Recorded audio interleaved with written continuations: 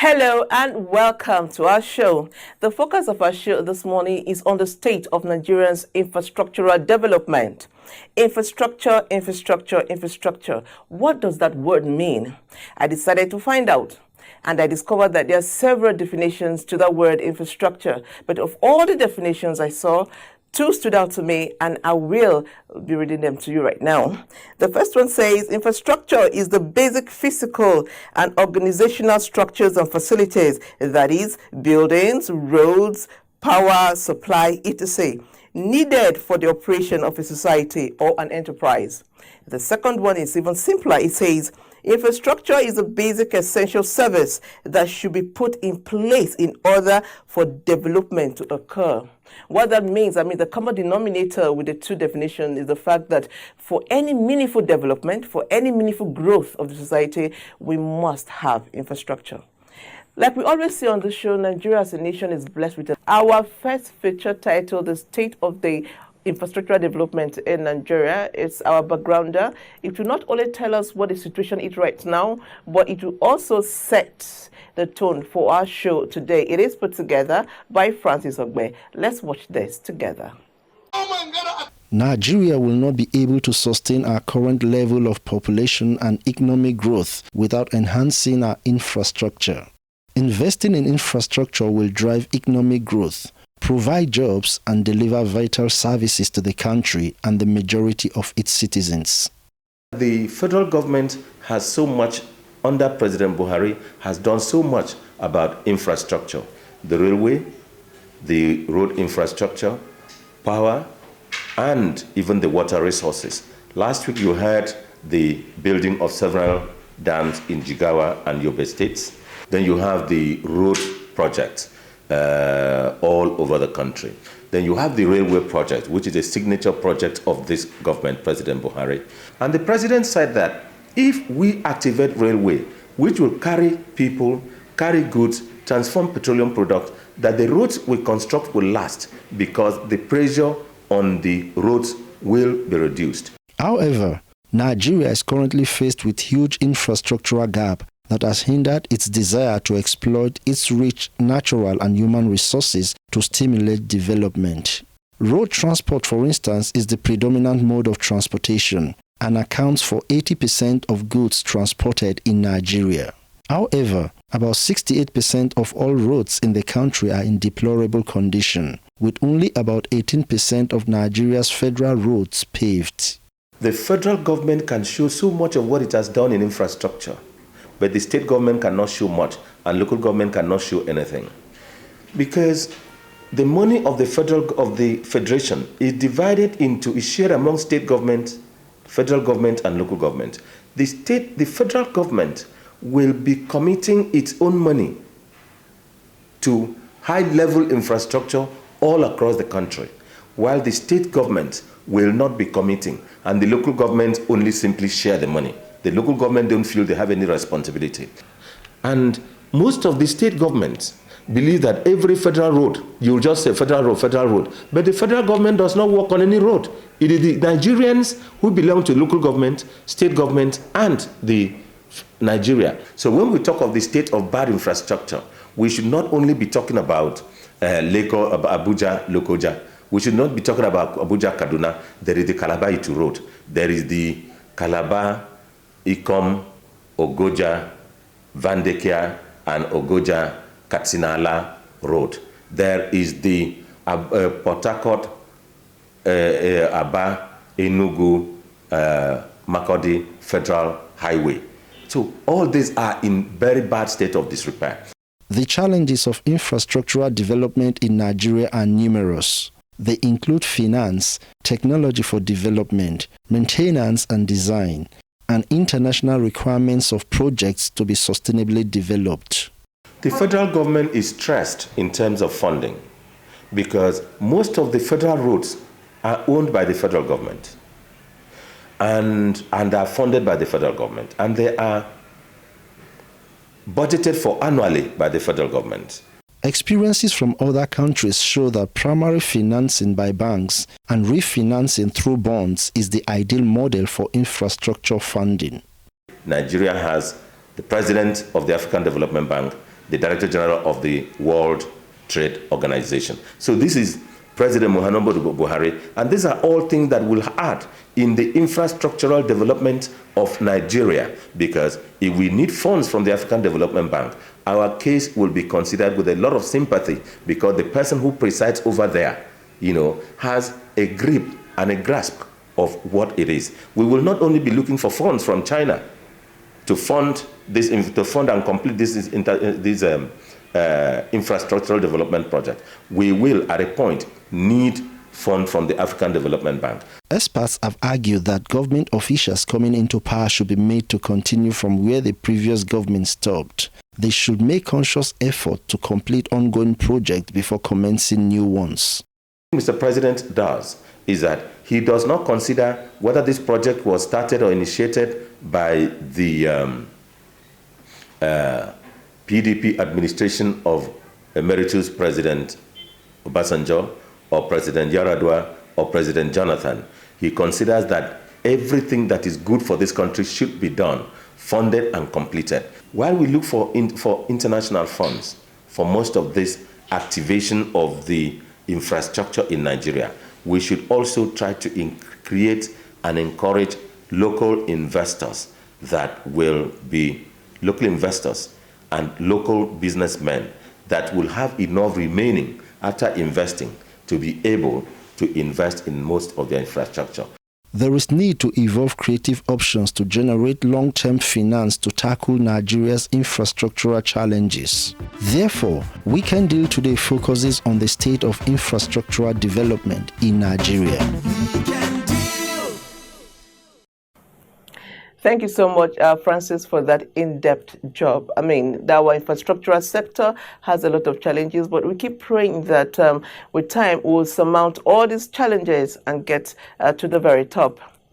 It is no longer news that the rail sector in Nigeria is back and alive, and it continues to improve every day.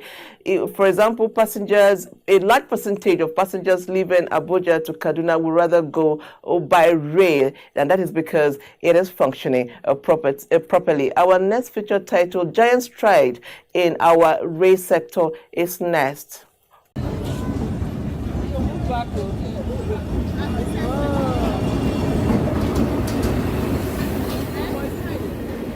The railway system as a means of transportation is the oldest modern mode of transportation in Nigeria. The first railway line in Nigeria was constructed between 1898 and 1901. This was between Lagos and Ibadan. Subsequently, there were expansion in few parts of the country which over the years were abandoned, probably due to lack of maintenance. No economy will develop well to its full potentials without a good rail system. Train can haul a minimum of maybe 40, 50, hundreds of tons at once, thereby leaving our roads, the roads, of the tear and wear because of weight. So probably that was what made government, to look into the sector.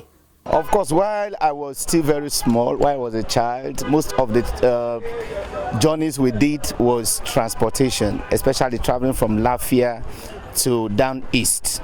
We enjoyed it. It was a wonderful experience. The construction of Abuja-Kaduna was the first standard gauge railway modernization project undertaken by the government to revive the long-abandoned rail system of transportation in the country. And it was officially inaugurated for commercial services in July 2016 by President Muhammadu Buhari. This was to enable a faster movement of goods and people between the two commercial cities. I do travel with train, but here this is my first time of traveling with train here in Nigeria. With the road route between Abuja-Kaduna becoming unsafe sometime back due to criminal activities, passengers preferred to travel by rail. Not just for this, but for the beautiful view of the landscape and serene vegetation. Because of the vegetation, the beauty of the country, when you ride on train, it takes you through a different outskirts of the country all entirely. We're using this train station because it's actually faster compared to the road and the delay because of bad road and other stuffs. There's safety, there is security compared to going by road. With the increase in the number of travelers, the federal government increased more locomotives and coaches on the routes to meet the demand of people.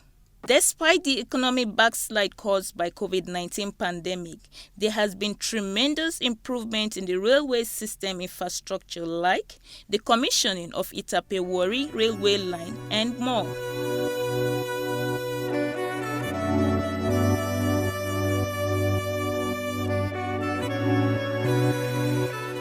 Railway construction or railway business is very capital intensive, and you know that government will sustain other sectors of the economy, not just railway. If previous governments have invested the way this government is investing in the railway sector, by now most of the state capitals, based on the government plan in railway, would have been covered by rail. The journey on the revival of the railway infrastructure has been very impressive, although we are not there yet, but we are progressing. There is hope that a lot will be achieved before the end of this present administration.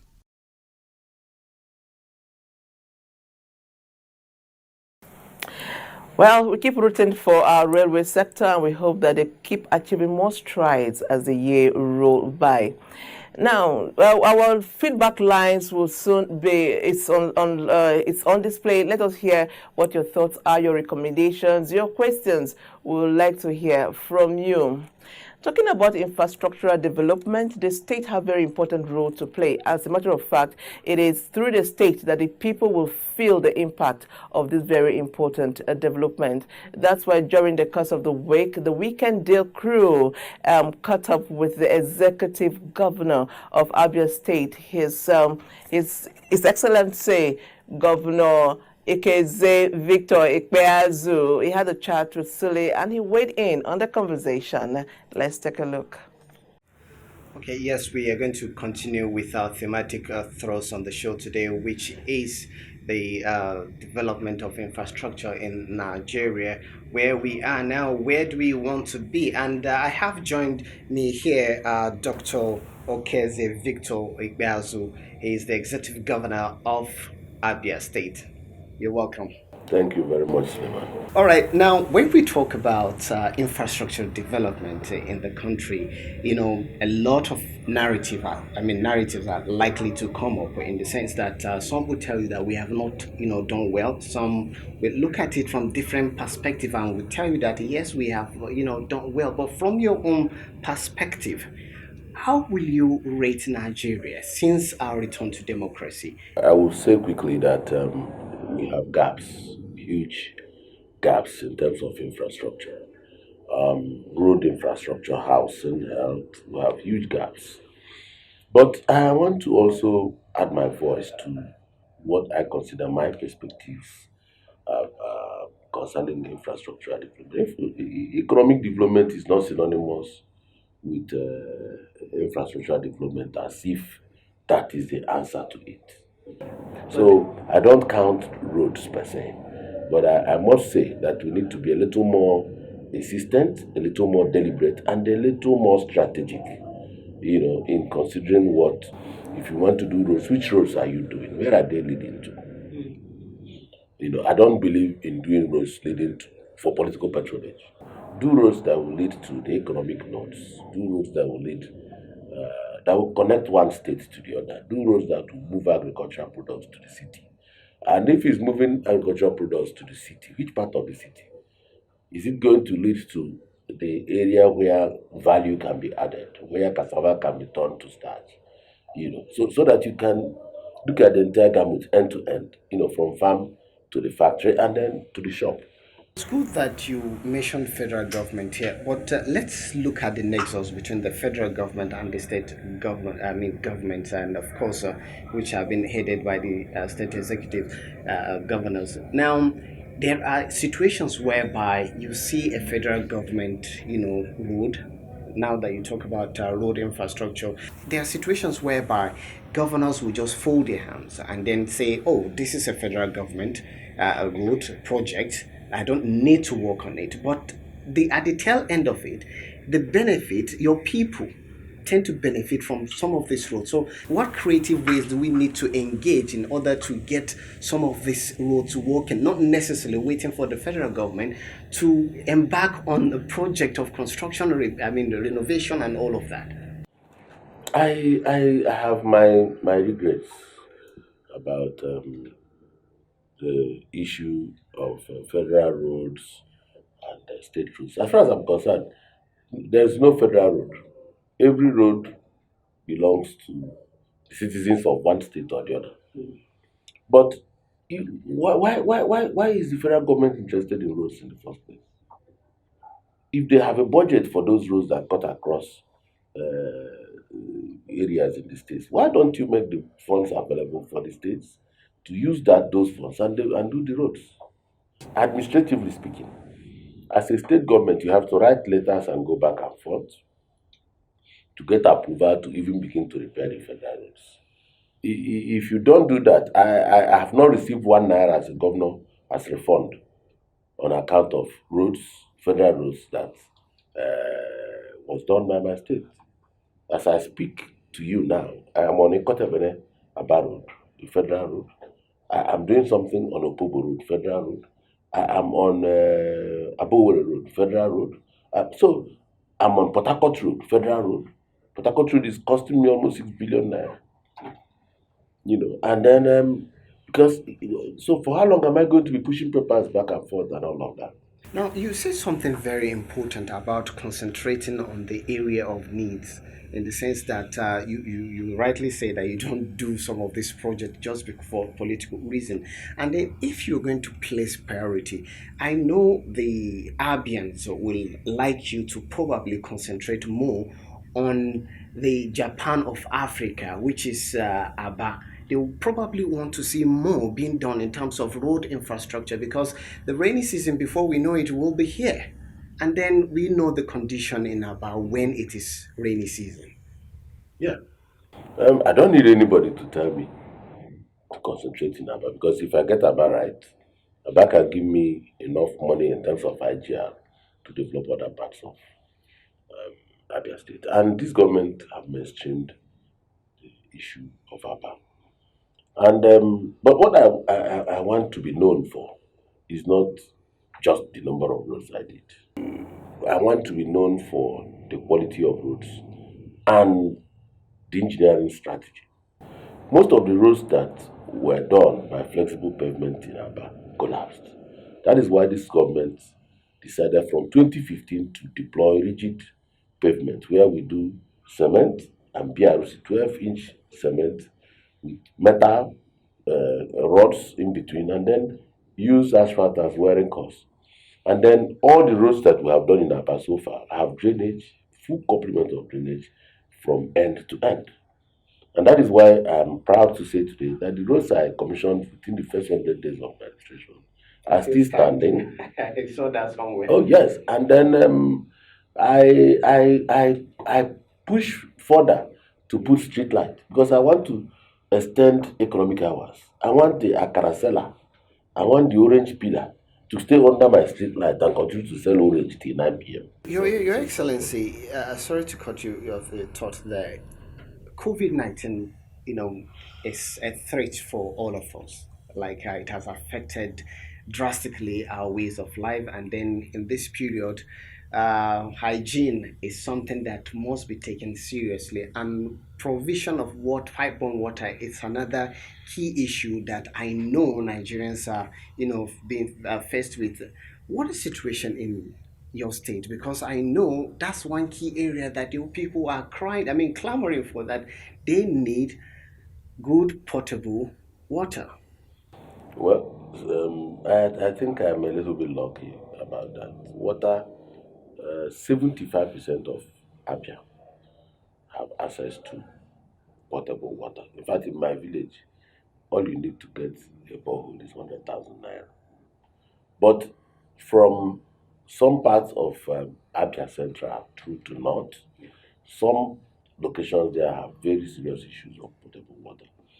And we knew from the outset that it wasn't something that we could deal with under our state budget. So we engaged the World Bank and other donor agencies. But I'm happy to say to you today that we have a water board in place. We have a law that has privatized water business in Abia State.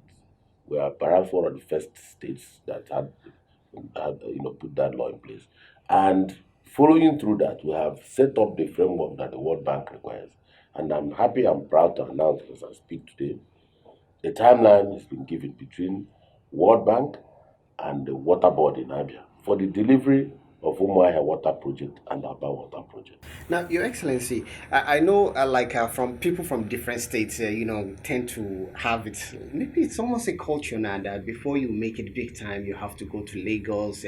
Lagos now is very much, it's very dominated, is overpopulated, and all of that. Now, I know people from Aba, people from Abia State are, industrious people, and then they produce spare parts and all of that. What are you doing differently in order to, attract people from that area back to the states to continue their business, that whatever is taking them to Lagos can actually be found in Abia State?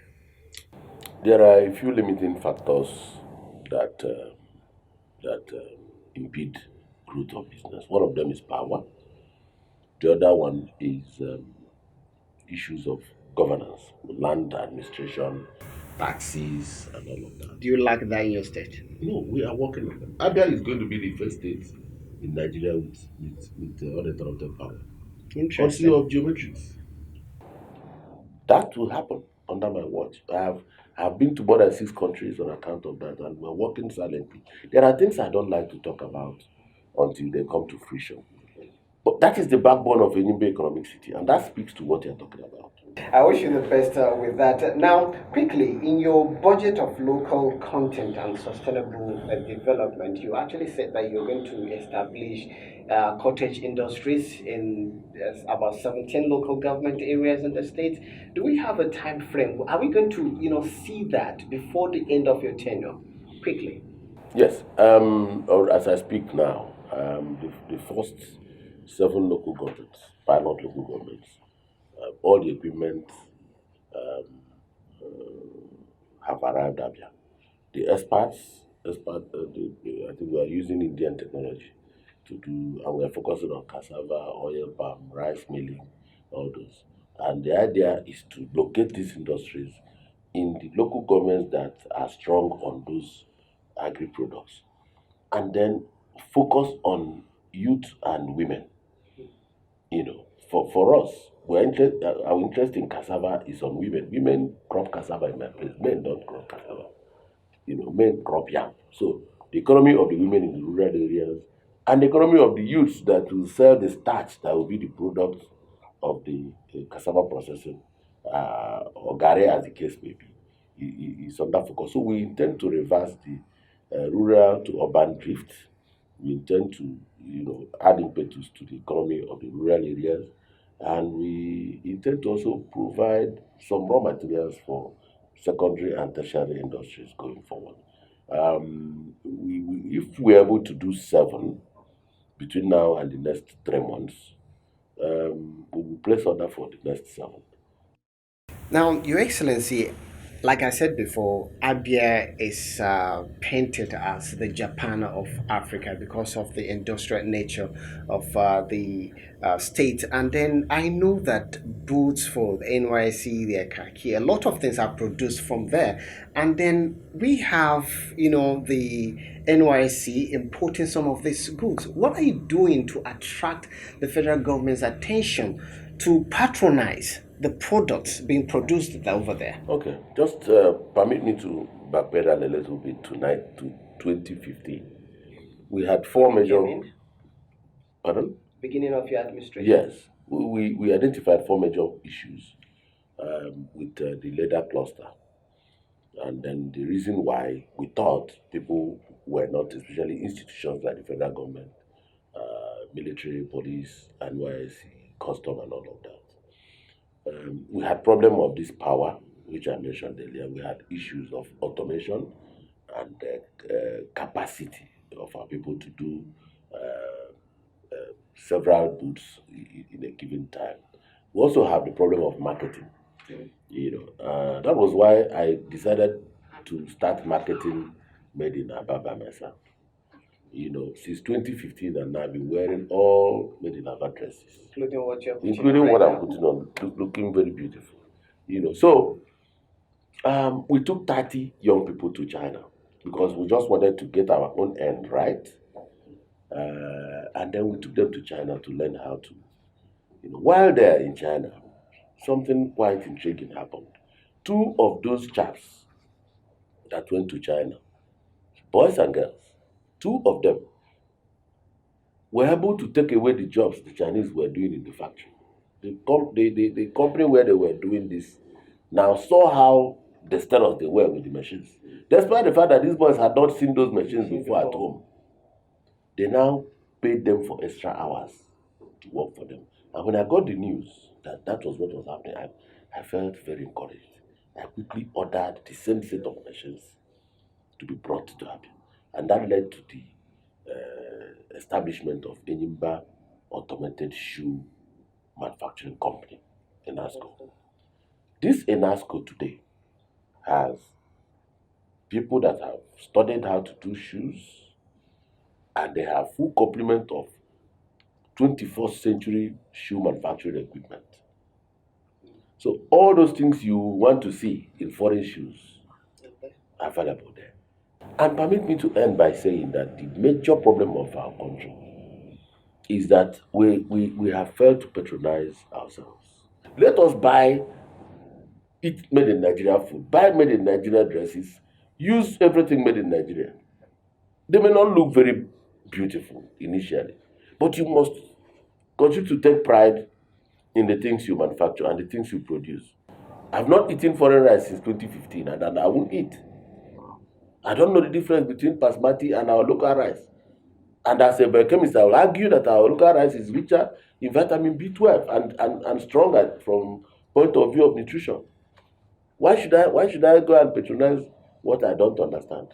It's been an interesting chat with you, and we wish you the very best. Thank you very much, Suleiman. Well, that is the much we can accommodate from this session. We have been chatting with Dr. Okeze Victor Ibeazu, the Executive Governor of Abia State. Back to you in the studio. Welcome back to the studios. I'll quickly take this message from Chika. She says, there is a deficit in infrastructural development despite the resources at our disposal.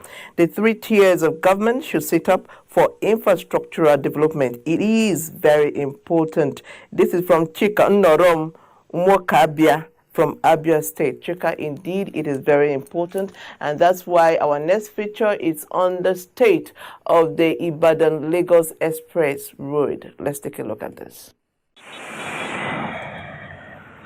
One of the cardinal responsibilities of any good government is provision of basic amenities. One of such is the provision of good road network, which will no doubt contribute immensely to the gross domestic product, GDP, and also serve as an avenue for any meaningful development. The Lagos-Ibadan Expressway is an old and the busiest interstate route in Nigeria, handling more than 250,000 vehicles daily. It constitutes one of the largest road networks in Africa. It is the major route to the northern, southern, and eastern parts of Nigeria.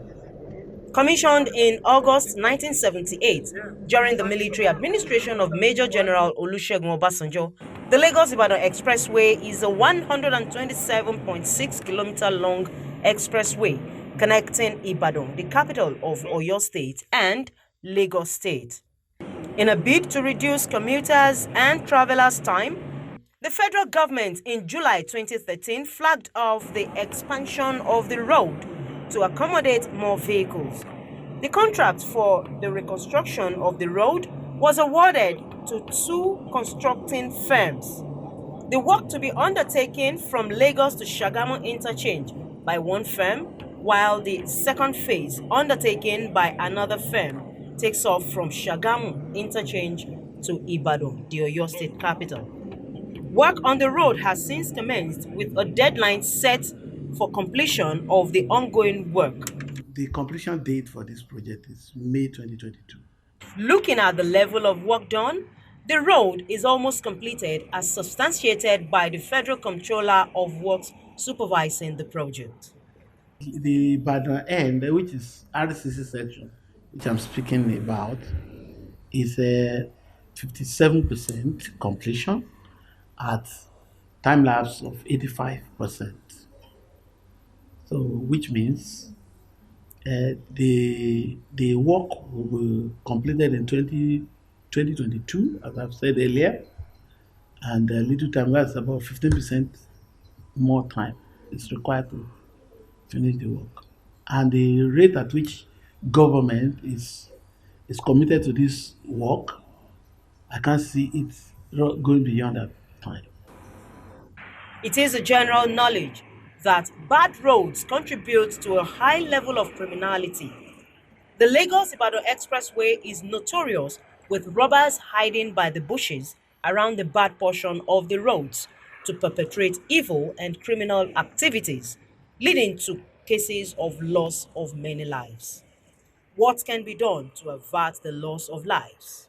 Government is trying its best. If you can see the kind of work that the government is doing, so it's actually doing well for the benefit of the good its citizens. So at least, if at least they can put more efforts to clear all the issue of bad road, I think the problem of this insecurity will be less. We are still need more security in this express road because we didn't have any security in this road. We have many times where all these time robbers, criminals, they are disturbing us very much this express road. Between September to December, we actually lost 10 lives within that span of time. And we have so many that were injured. We have about 84 persons who were injured on that road. Within that period, September to December, in the state, we recorded 35 road traffic crashes. Along that axis alone, we had 35, and 54 vehicles were involved. Like I said, killing 10 people in the whole of that crash. We also had people that were rescued without injuries. We had about 123 persons that were rescued alive without injuries. And we had close to, or rather, we had 84 people that were injured in the crash. Total number of people that were involved within that period of September to December was 217 persons that were involved in the road traffic crash. With the level of repair currently ongoing by the contractors in conjunction with the Federal Ministry of Roads, as a result of government's intervention, it is believed that accidents will be greatly reduced, the expressway improved upon, leading to minimal loss of lives and gridlock becoming a thing of the past. We just continue to pray that with the level of work, with the kind of speed that is going on there now, very soon, the Lagos-Ibadan Expressway will become a very smooth and motorable and also safe road for all Nigerians. Are you aware that roads have furnishing? Our next feature is on the lack of road furnishing put together by Onyeche Ada Unobu. Let's learn together. Ideally, a house is not considered a home without furniture, and the same can be said for a road. Without surface markings, street signs, traffic lights, or the occasional traffic warden, a road is bare and potentially hazardous. The road that connects National Mosque, the Central Bank of Nigeria, Ecumenical Center, Nigerian Television Authority Headquarters, the Federal Capital Development Authority, and other important places, is a part of Area 11 and is still relatively new. While under construction in 2018, the road comprised of 2 lanes going in opposite directions, but it was eventually expanded, becoming a one-way street in 2019. In theory, the road is finished, but it does not have signs or a speed limit. It also does not appear on some web mapping services, which makes it difficult to locate online. I go through that route sometimes while going home after work, and I realize that if there is no marking or anything indications to show that people are crossing or there is diversion at the front or whatever. There was the day I was going home and I got into the wrong vehicle. I was supposed to get a vehicle going to Secretariat. Then the vehicle I entered, I don't know what happened. He took that direction, and then I told him that is not my way. So for him to turn, it was even hard for him. He had to drop me there, and I had to trek back to this place. So it wasn't really a nice experience for me. But I felt like more signs will help, and diversion and all that will help those that don't have car and probably car drivers. Marking cannot be overemphasized. But there are no even, in fact, it is very, very important. Because, most of the time some drivers are very reckless, even where there's, but at least that can give, some, a kind of caution or guidelines. One will know when he, goes out of the rule. So without that marking, one can drive nonsense and still claim right. So if they've not done it, I don't know. In fact, it is bad. I think the earlier they do it, better. Supposed to be why the road is going on. Why they allow road to be used. The mark should be immediately put in place. All these factors can cause confusion and possibly an accident. Furthermore, the road also requires a second lane of tar because without it, it cannot have lane markings. Calling on the necessary authorities to complete the construction of the road will enable the placement of all the mandatory signs and symbols that make driving safe.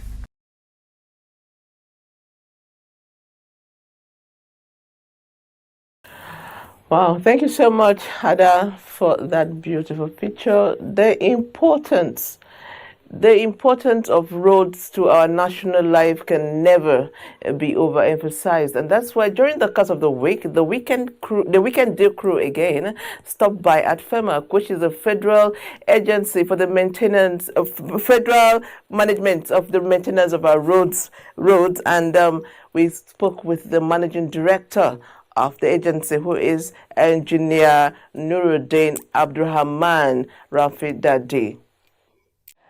Well, if you're just joining us, it is Weekend Deal, coming to you from the network service of the NTA. Our focus has been on infrastructural development in Nigeria, and one aspect of infrastructural development that Nigerians clamor for and that is important to our socio-economic growth is the roads, our road infrastructure.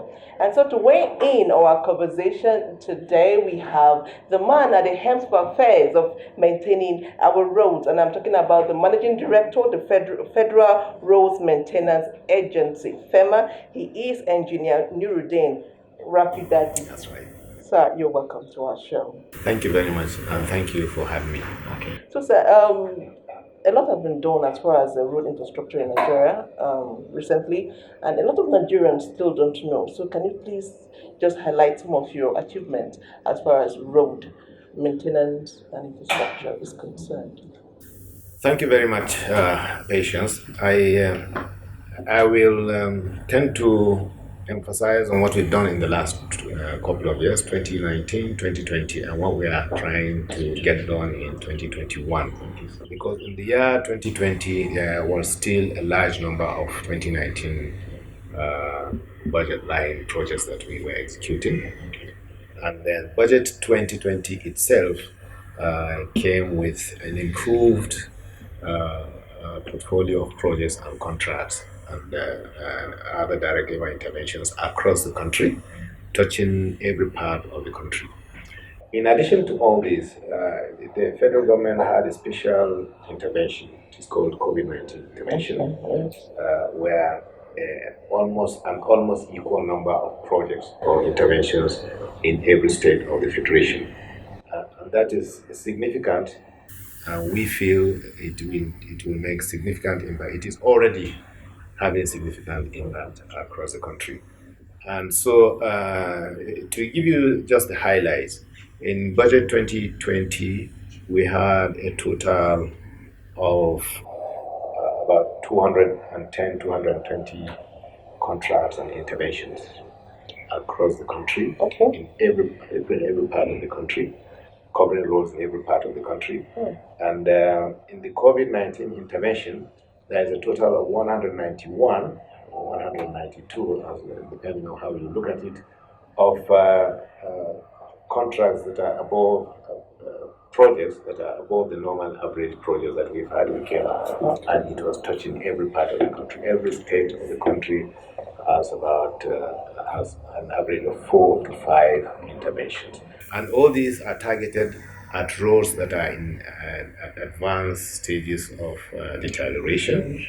And this was all covering, all this I have described to you in 2020 alone was covering a total of over 90 billion naira. The COVID-19 intervention, the federal government appropriated a total of 16 billion naira.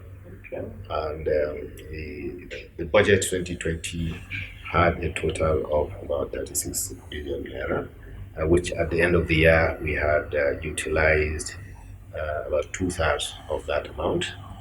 The COVID-19 procurement processes were completed towards the end of the year, and virtually all the contracts are already out in the field. And this is showing a lot of significant impact. We are able to project that already we have generated employment of over 50,000 youth across the country, incidental to the implementation of these projects. This number will increase even more when a component of the COVID-19 intervention, which is direct labor, comes on stream, and vegetation control across the country, clearing of vegetation and roads, also comes on stream. We will have at least 40,000 more employments across the country. Okay, sir. Oh, let me just take you back a little bit. When you say COVID-19 project, a lot of Nigerians watching will be wondering what has roads got to do with COVID-19. Can you please just shed more light on that? COVID-19 road, is it in what area is COVID-19 playing a role in your it is called COVID-19 as a name, because basically it happened in the era of COVID-19. But roads do have special significance to COVID-19.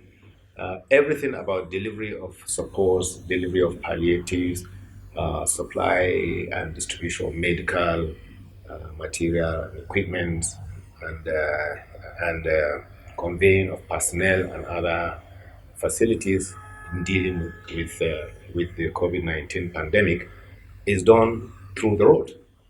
Now, as you know, the entire transport sector of the country is dominated by roads. 80% of the economy is being run, or over 80% is being run on roads. Yes, sir. And out of these roads, we have about 200,000 kilometers of roads across the country. But it's only about 36,000 of these 36,000 kilometers that are federal roads. These are the trunk A roads. Okay. And these trunk A roads take almost 90% of the entire loading of all the 200,000. So just about 15% by kilometer is taking almost 90%. So the federal roads play a significant role in the entire transport sector. And maintaining these federal roads is the mandate of FEMA. Other roads belong to the states, the local governments, and the feeder roads, which are important in their own sense because they collect the goods into the trunk roads, and then the trunk roads now deliver them to the various regions across the country. Majority of our roads are older than 30 years. What happens when a road has reached its life period, and then you can technically call it expired road, and you still try to maintain it? You will just maintain it, and it will keep failing. If a pavement is 15, 20 years, 30 years, with the kind of loading that we have nowadays on our roads, you will just repair one section of the road, and next month the next section is bad. So it's I say the solution to the roads when it reaches 15 to 20 years is to do what we call rehabilitation. You have to take out the pavement and relay the surface of the asphalting. And then you can buy another 10, 15 years down the line. But if you want to just keep maintaining a 40-year-old road, 50-year-old road, we have them. You are just like kicking a dead horse. And but then we still do need to keep making the best of the situation, because not doing so will have whole sections of the country being cut off from other parts of the country. And I think the fundamental level, what we need is a complete modernization program of our roads to reconstruct them and also construct new ones, because most of today's roads were constructed in the 70s and in the 80s. And it is still serving the country of a population of 200 million when they were constructed when we were just 100 million. So the population has doubled. The number of vehicles on the road has doubled. The size and the weight of the vehicles has kept on increasing, but we are still using the same roads, same bridges, and trying to make the best of this situation. And this is all because of the constraints that the road sector has. It's not only FEMA, but even the Ministry of Works. Uh, this is another question for another day, but what everyone knows is that the road sector today needs a complete rethink of how you fund it. Okay, yes, I was just going to go there. We have these special funds like PTDF, we have where they have this special fund, they don't need to wait for the budgetary provisions. Can't something like that be put together for the road sector where you have your special funds? Because, like you said, I like the way you said it, it's a road at the nerves through which that carry blood or economic activity, yeah, the blood of our nation to every part of the country. That is key. Can't we have special funds, set aside or something put together for the road industry? There are efforts in that direction. I am also part of the work sector, so FEMA is an agency that belongs to the Ministry of Works, and I do know that there was a special projects intervention fund that was created by this government about 2, 3 years ago. Okay. It is called by that name, and some financing is residing in the sovereign wealth fund, or what is called Nigeria Sovereign Investment Authority. Okay. And it's about something like $200 or thereabouts. And that funding was put in place under the administration of the Sovereign Investment Authority, just to provide supplementary funding whenever there is a cash flow problem on some of the important projects of the country. And what are these important projects of the country? 80% are roads related. I know that funding is there for Abuja Kaduna Kano, Lagos Ibadan, the second Niger Bridge, the East West Road, at least 4 of these. I don't think there's more than 1 or 2 others in other sectors. And the function of this money set aside is to ensure that the project will not stop because of cash flow constriction from the budget side. So if, for instance, a project has also only 20 billion appropriated to it in a particular year, and that amount gets exhausted during the year, they draw from that special funding to supplement it until the next year, and there is some funding that is coming back available. I think that this is an excellent initiative by the Ministry of Works and by the government, but I can see that down the line there needs to be some more comprehensive funding arrangement for the roads, because roads are actually economic assets. These are assets that regenerate for themselves. There's a number of roads in this country that can viable, that can fund themselves, they can fund their own maintenance, and even generate surpluses to be able to maintain and manage other less viable roads across the country. Okay, well, but rounding off, tell us, when will it be Uhuru for Nigerian roads? When can we say, hey, we are there? Well, unfortunately, we can never really say, as long as there is life, as long as there is economy, we cannot be there as far as roads are concerned. I always, particularly road maintenance is never a project that you start and finish. Like there's a starting date and there's a finishing date. Road maintenance and generally road assets management is never a finished project, because even as you are rehabilitating, you are generating more traffic onto the rehabilitated road and generating more further deterioration of maintenance. And it happens the same everywhere. But in this country, we need to learn rules about control of the road assets management themselves. How much loading are you able to carry on the road? How much traffic? There are most of our roads, most of them, almost all of them, are designed to carry trucks of 35, 40 tons. Yet today we have 60 tons regularly and routinely plying our roads. We have 70 tons, we have 80 tons of trucks. There are trucks that if they follow the road for 3 months, not 10 years, for 3 months, the road will get damaged. And that is why now we are beginning to have concrete roads in Nigeria. Concrete roads are much stronger than asphaltic roads. Roads leading to ports, roads leading to petroleum depots, roads leading to heavy industries like cement factories and so on that take a lot of load. So why don't we have concrete roads all over the country? Concrete roads cost about 10, 20 times more than our normal roads. So it's a question of an economic decision. All right, thank you so much, sir. It's been a very interesting interview. It's been enlightening. I have learned so much. We've been talking to the managing director of FEMA, and he has opened us up to what the situation is in Nigeria. He said something that is remarkable for me, and that is the fact that the road is not just for transportation; it's unifying. It's the nerve that takes blood and economic activity to every part of Nigeria. We continue to pray that our roads become what we pray that should become. Thank you so much for your time. We will go on a short break. When we come back, the deal will continue.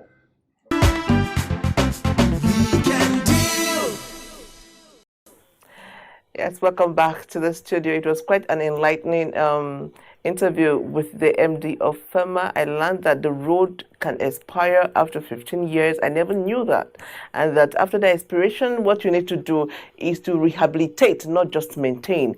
I learned a whole lot there. Okay, we're moving on quickly. If you live in the FCT, you will notice that a lot of work has been going on as far as the road infrastructure is concerned. Telma has put together this report on the state of the road projects in the FCT.